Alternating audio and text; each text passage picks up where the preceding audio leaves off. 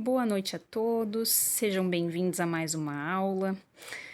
Como nós estamos aí afastados da faculdade, né? Em função de todas a repercussão e todos os casos que estão tendo em relação ao coronavírus, nós vamos começar algumas aulas aí virtualmente por vídeo. Tá? Então eu resolvi montar esses vídeos porque nós já estávamos programados para iniciar nossas aulas práticas e para não fugir do conteúdo e de toda essa organização, podemos fazer em casa sem problema nenhum essa programação. Tá?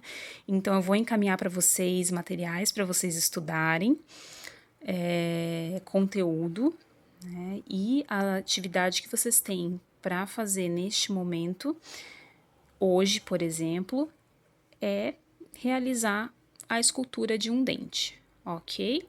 Se caso não der tempo de realizar a escultura hoje, né, assistindo o vídeo, vocês podem continuar depois, e aí assim que vocês tiverem finalizado, eu vou pedir para que vocês me encaminhem uma foto do dente esculpido por e-mail, ok? Então, vamos lá. Esse primeiro vídeo que eu vou mostrar para vocês é em relação aos materiais. Então, nós vamos conferir os materiais, vou conferir junto com vocês, e qualquer dúvida, vocês podem me mandar e-mail sem problema nenhum, tá? Eu quero que fique bem claro todos os passos, todos os materiais, tudo bem certinho, para que não tenham problemas. Bom, então nós vamos começar. Primeiramente, nós vamos falar dessa capinha aqui que a gente não tinha incluído na lista de material. Mas por que não tinha incluído? Porque, na verdade, esse aqui é mais para proteção da bancada. Então, dependendo da bancada que você for utilizar, é ruim deixar a cera grudada, né? Então, lá no laboratório, geralmente a gente utiliza plástico, por exemplo. Então, plástico para forrar a bancada, para que vocês possam fazer a escultura em cera sem problema nenhum. Ou plástico, ou uma folha de caderno, tá? Então, tanto faz, um dos dois dá para utilizar. Nesse caso aqui, eu coloquei um campo descartável, que dá para comprar em dental, que também é outra opção para vocês, mas talvez não seja necessário nesse momento. Então, vocês podem ver em casa o que vocês tiverem, que vocês consigam forrar a bancada para não ter problema em grudar a cera depois e ter que tirar essa cera, que daí já é mais complicadinho. Bom, vamos para o próximo então. Vamos começar com os cortantes. Então, nós vamos ter aqui a lâmina de bisturi, né? Esta lâmina, uma lâmina número 11, então ela tem este formato. Ela tem toda essa borda aqui cortante, então cuidado ao manipular, tá?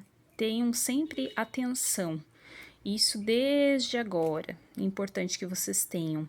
E depois que vocês acostumarem a utilizar o material, que vocês tenham mais ainda atenção e cuidado, porque a gente acaba fazendo tudo no automático e aí pode causar problemas maiores, né? Mas é bem tranquilo. Utilizando adequadamente, não vai ter problema nenhum. Bom, ele tem um ladinho aqui para abrir, tá? Sempre abram e joguem na bancada. Nunca abram para pegar com o dedo, tá? Então, abram esse invólucro, tá? E joguem direto na bancada.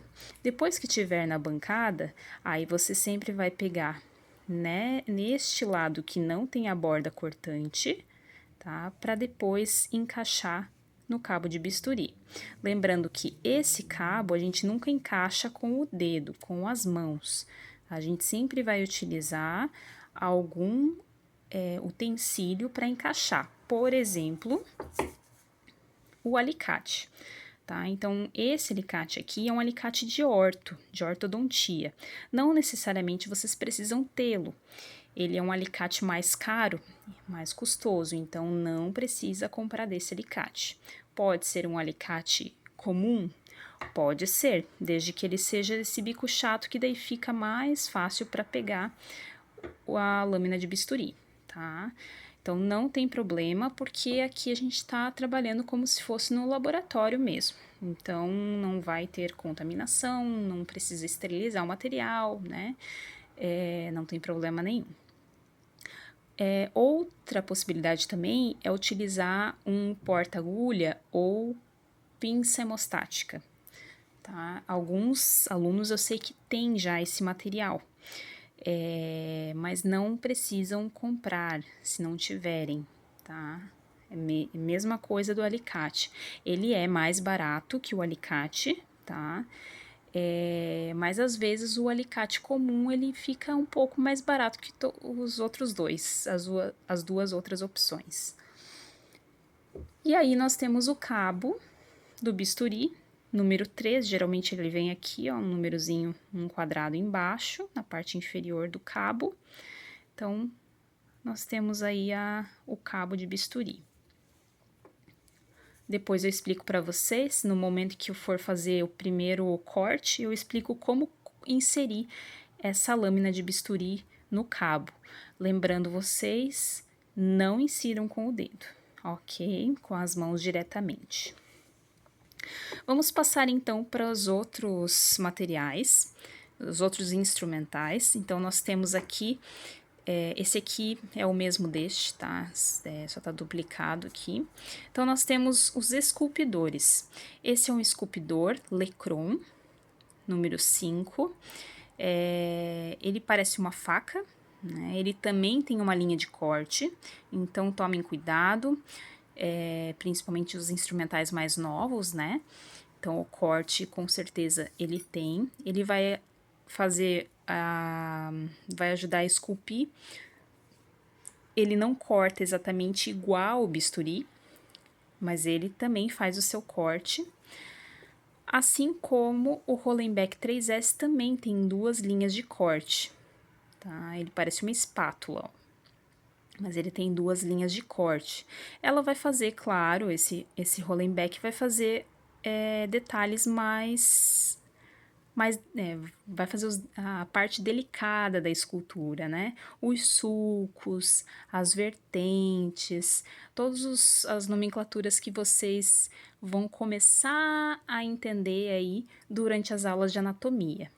Tá? Então, todo o material teórico vou passar para vocês via AVA e via e-mail também, porque eu sei que tem muitos que não têm acesso ainda ao AVA, né? Por uma questão de sistema também, por horário, ajuste de horário, mas da mesma forma eu vou encaminhar tanto um quanto o outro modelo. Quem tiver acesso ao AVA, por favor, acesse via AVA, para ficar registrado já o teu acesso, beleza? Então, esses são os esculpidores. E aí, nós temos, então, a nossa régua, tá? Régua transparente e rígida. Então, ela vai nos auxiliar para as medições nos blocos de cera em milímetros. Nós temos as canetas, aqui eu tenho uma caneta só, mas tem de várias cores, e isso facilita a visualização de vocês na hora de fazer o corte lá no bloquinho, né? Então, eu consigo ver lá no bloco, de longe, onde eu devo cortar, porque a gente trabalha sempre com milímetros. Nós temos os blocos, né? Então, tem de várias marcas. Não necessariamente serão iguais os blocos, a cor, por exemplo, né? Mas eles têm quase que o mesmo tamanho, tá? Praticamente igual o tamanho quando se fala em bloco de escultura micro, tá? A macro não é recomendada, porque vocês vão ter que cortar muito mais, porque a gente vai trabalhar apenas com um tipo de medida. Bom, outro ponto que eu ainda não coloquei para vocês também lá na lista, mas que se vocês tiverem em casa, facilita, né? É um facilitador. Se você não tiver, não vai também te prejudicar. Pode ser um pincel ou pode ser uma escova de dente, claro, não usada, né? Uma escova de dente para remover as partes mais grosseiras que ficam de excesso de cera. Então você tá lá cortando a cera e aí fica aquele excesso. Você remove para você visualizar melhor, tá? Isso aí é apenas um detalhe só para realizar a escultura. E aí, claro, não esqueçam do nosso potinho rígido, tá?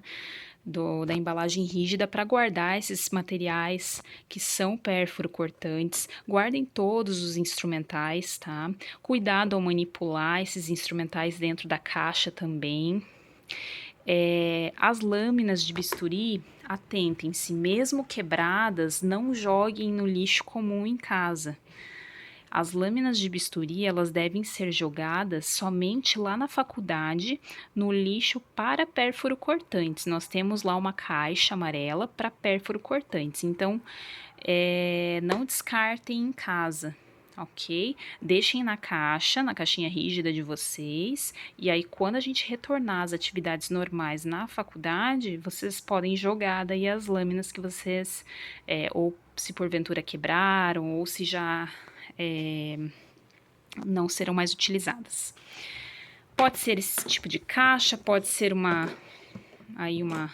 outra caixinha que a gente tem bastante em casa, né? Certo? Então, este é o nosso vídeo de materiais, de instrumentais, da disciplina de odontologia morfofuncional. E aí, vejo vocês nos próximos vídeos.